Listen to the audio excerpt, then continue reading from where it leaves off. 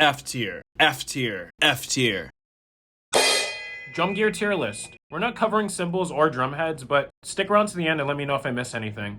Starting off with Artom. You've probably gotten their dampening gel tabs, especially if you're too lazy to tune your drums. Just slap a few on and you're good. Not to mention they look great and don't stain your drum heads. They are expensive though. Artom has cool solutions for drummers trying to quiet their acoustic kit, like their low volume mesh heads and black hole triggers, so I'm gonna give them an A. Next we have Kick Block. This is a block that has Velcro at the bottom that you attach to your drum rug to stop bass drum creep. It's actually pretty useful and a lot better than the alternatives I've seen drummers use. I've even seen some drummers put cinder blocks in front of their bass drum before. And for such a cheap price to solve a pretty annoying issue, I'm gonna say that's S tier. Coming in with Tama, they got the Iron Cobra pedals, the Speed Cobra pedals, and the Direct Drive Dynasync pedals. When it comes to drum hardware, Tama has proved to be one of the strongest names in drums. I'm gonna have to say that's an S tier. Okay, so you made it here. If you were a new drummer like I was at one point and you considered Sound Percussion Labs hardware, don't. Their items rust quickly and they creak fast, and it's not worth the money. The other gear I'm going to show you is much better. This is F tier.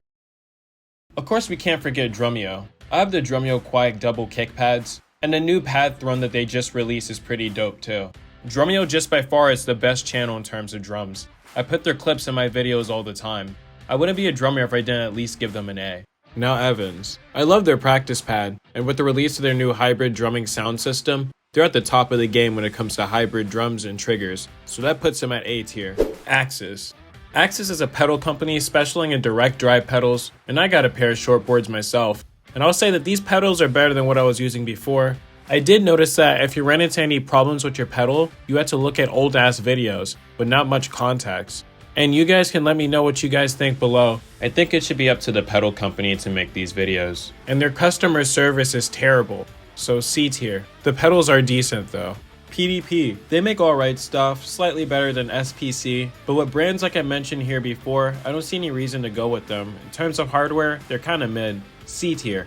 Pearl. In my experience, Pearl usually never cheaps out, and with those new Demon Drive pedals, oh boy, their accessories are great. I use the ADP30 to hang my toms. I have no complaints with this brand. It's gonna be S tier with this one, boys. Moving on to DW. This drum brand comes with an iconic chain pedal lineup ranging from 2000 series to 9000. For all types of budgets, it has a spot for beginner to pro drummer, with the DW 9000 being the ideal pedal for most drummers in the market. So I'm gonna put these guys at A tier. Not to mention their drum thrones are amazing. Honorable mention with the Yamaha EAD module. They made it accessible for drummers to record an instrument that's pretty tough to get good quality starting out. Definitely A tier. Well, that's it guys. I'm not sponsored by anyone mentioned in this video, so if you want to support me, make sure to like the video. Also check out my other videos on drums located over here. Until then, peace out.